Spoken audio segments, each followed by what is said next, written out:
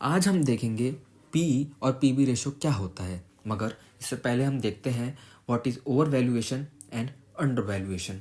मान लीजिए किसी कंपनी का असल वैल्यूएशन 10 रुपये का है एक शेयर का, मगर मार्केट में डिमांड ज़्यादा होने के कारण उसके शेयर की वैल्यू 12 रुपये हो जाती है, तो वह शेयर ओवर वैल्यूड कैटेगरी में आ जाएगा।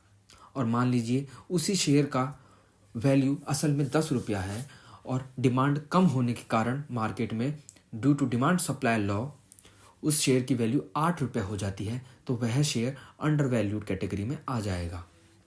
अब हम पीई और पीबी रेशो से पता करेंगे कि कौन सा शेयर अंडर वैल्यूड है और कौन सा शेयर ओवर वैल्यूड है। PE ratio. अब पीई रेशो क्या होता है? पीई रेशो का फॉर्मूला होता है, प्राइस टू अर्निंग रेशो का फॉर्मूला होता है stock price upon earning per share, मतलब उस शेयर की मार्केट में क्या प्राइस है और हम एक शेयर पर कितना रुपया कमा रहे हैं।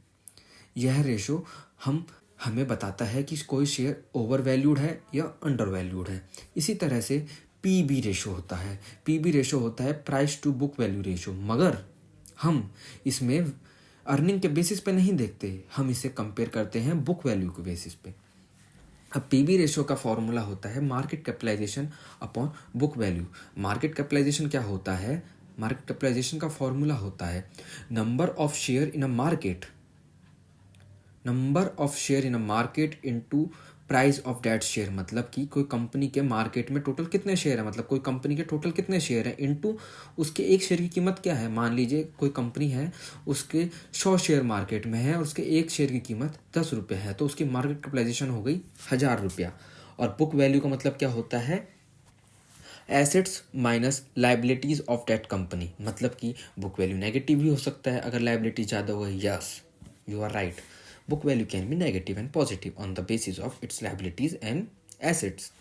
अब देखते हैं बुक वैल्यू पर शेयर क्या होता है। बुक वैल्यू पर शेयर होता है book value upon share outstanding in a market, कि वह शेयर का क्या बुक वैल्यू है upon total number of share in a market is equals to book value per share. तो चलिए अब हम इनके एग्जाम्पल देखते हैं, दोनों के, पी रेशो और पीबी रेशो के। पहला एग्जाम्पल है हमारे पास पी रेशो का। ये पहला देखिए, हम 2 स्टॉक लेते हैं, चलो ठीक है, और दोनों सेम सेक्टर के हैं, ताकि हमारे पास वैल्यूएशन का बेंचमार्क हो कि हम किसके रिस्पेक्ट में वैल्यूएशन नाप रहे हैं। सेक्टर की स्पेसिफिक वैल्यूएशन है हमारे पास कि वो सेक्टर का पी इतना है, तो हम उसके रिस्पेक्ट में कंपनियों को नापेंगे।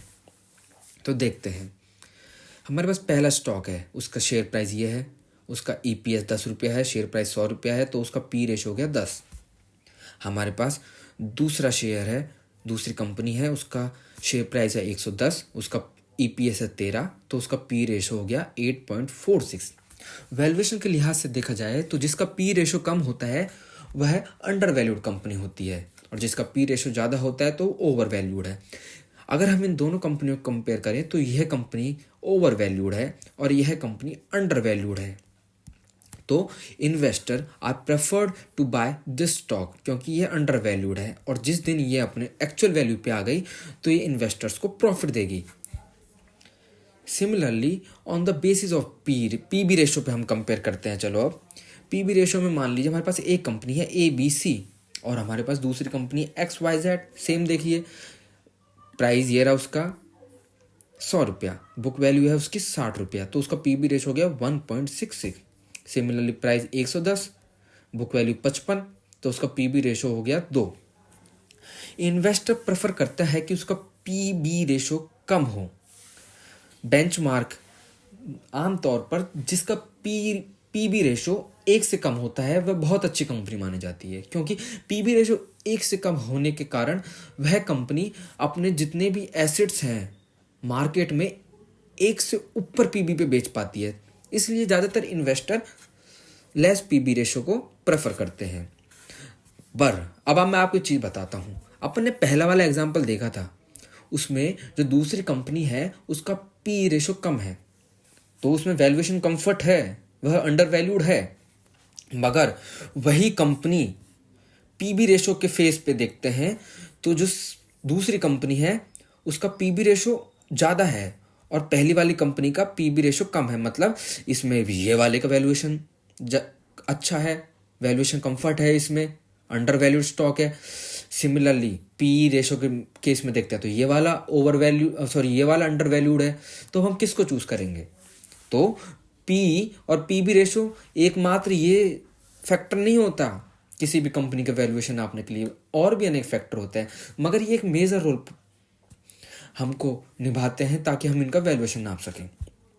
अब मैं आपको बताता हूँ, जैसे कि अब बैंक्स देखते हैं, बैंक में आमतौर पर पीबी रेशो देखा जाता है क्योंकि उनका जो एसेट्स एंड लायबिलिटी है वो फ्रिक्वेंटली चेंज होता है और उनके पास बहुत ज़्यादा स्पेस नहीं होता एरर का, इसलिए बैंक्स में PB ratio is highly preferable.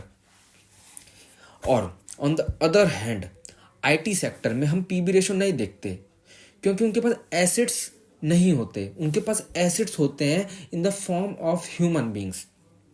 That's why in IT sector we not see PB ratio, हम पी रेशो देखते हैं। सो आई होप आपका कॉन्सेप्ट क्लियर हुआ होगा पीई और पीबी रेशो के बारे में, and thanks for watching this video.